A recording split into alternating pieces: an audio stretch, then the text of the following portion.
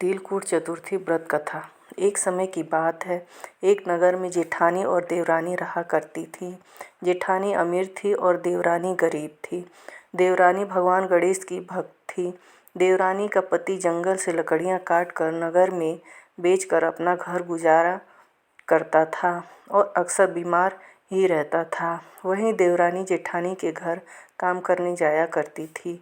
वो उसके घर झाड़ू पोछा इत्यादि का काम किया करती थी और बदले में जेठानी उसे बचा हुआ खाना और पुराने कपड़े दिया करती थी। बस इस तरह देवरानी का घर चल रहा था।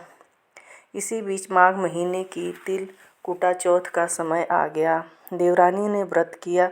बाजार से 5 आने का गुड़ और तिल लाके उसका तिलकुटा बनाया और छीके में रख दिया। भगवान श्री गणेश की तिल चौथ की कहानी सुनी और सोचा कि अब चाँद निकलने पर सबसे पहले तिलकुटा और उसके बाद ही कोई आहार करूँगी। कथा का श्रवण कर वो जेठानी के घर चली गई। वहाँ खाना बनाकर जेठानी के बच्चों को कहने लगी, बच्चों चलो आओ और खाना खा लो। बच्चे बोले, नहीं, आज माँ ने सुबह से कुछ नहीं खाया है। जब तक वो नहीं खाएगी तब तक हम भी नहीं खाएंगे। बच्चे जिद करने लगे थे। फिर उसने जेठ जी से कहा तो उन्होंने भी कह दिया कि मैं अकेला कैसे खाऊंगा। अब तो सब साथ में ही खाना खाएंगे जब चाँद निकलेगा तब। और तब जेठानी भी वहाँ आ गई और कहने लगी, आज तो किसी ने खाना नहीं खाया है तो मैं तुम्हें खाना कैसे दूँ। एक काम कर, तू कल सुबह आके बचा हुआ खाना लेके जाना। वहाँ देवरानी के घर सभी आस लगाए बैठे थे कि आज तो त्यौहार है, आज तो कुछ अच्छे पकवान खाने को मिलेंगे। देवरानी का पति और उसके बच्चे बड़ी आतुरता से देवरानी के आने का इंतज़ार करने लगे। अब देवरानी आई और उसने सारी बात बता। तब बच्चे बहुत निराश हुए और कहते हुए रोने लगी, आज तो पकवान तो दूर, हमें रोटी तक खाने को नहीं मिलने वाली है। वहीं देवरानी का पति भी उस पर गुस्सा हो गया और कहने लगा कि इतना काम करने पर तुम्हें दो वक्त की रोटी भी नहीं दे सकते तो काम क्यों करती हो। और गुस्से में आके उसने अपनी पत्नी को कपड़े धोने के धोबने से मारा। धोबना हाथ से छूट कर गिर गया तो पाटे से मारा। वह बेचारी बिना कुछ कहे रोते रोते भगवान गणेश जी का नाम लेते हुए बस जल ग्रहण करके सो गई। उस रात भगवान गणेश उसके सपने में आए और बोले, धोबने मारी, पाटे मारी, अब सो रही है या जाग रही है। रोते रोते वो बोली, कुछ सो रही हूँ और कुछ जाग रही हूँ। फिर गणेश जी ने कहा, मुझे भूख लगी है, कुछ खाने को दे। देवरानी बोली, मैं क्या दूँ, मेरे घर में तो अन्न का एक दाना भी नहीं है। जेठानी मुझे रोज बचा हुआ खाना देती थी, आज वो भी नहीं है। मेरे घर में सब भूखे सोए हुए हैं, बस उस छीके में तिलकुटा पड़ा हुआ है, वही है, जाओ और खा लो। तिलकुटा खाने के बाद गणेश जी बोले, धोबने मारी, पाटे मारी, अब मुझे निपटाई आई है, कहाँ निपटूं। वह बोली, यह रहा मेरा घर, आपकी जहाँ इच्छा हो वहाँ निपट लो।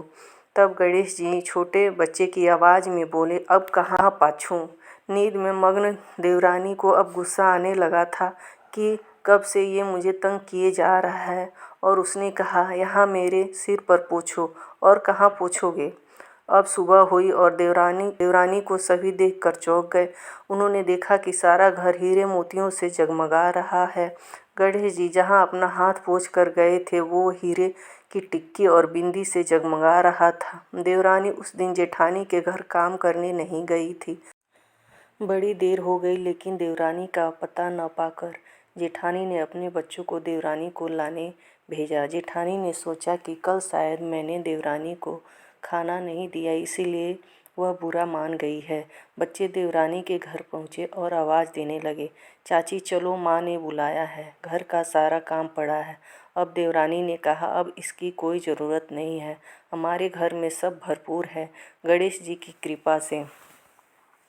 बच्चे ने घर जाकर सारी बात अपनी माँ को सुनाया और बोले, चाची का घर तो हीरे मोतियों से जगमगा रहा था।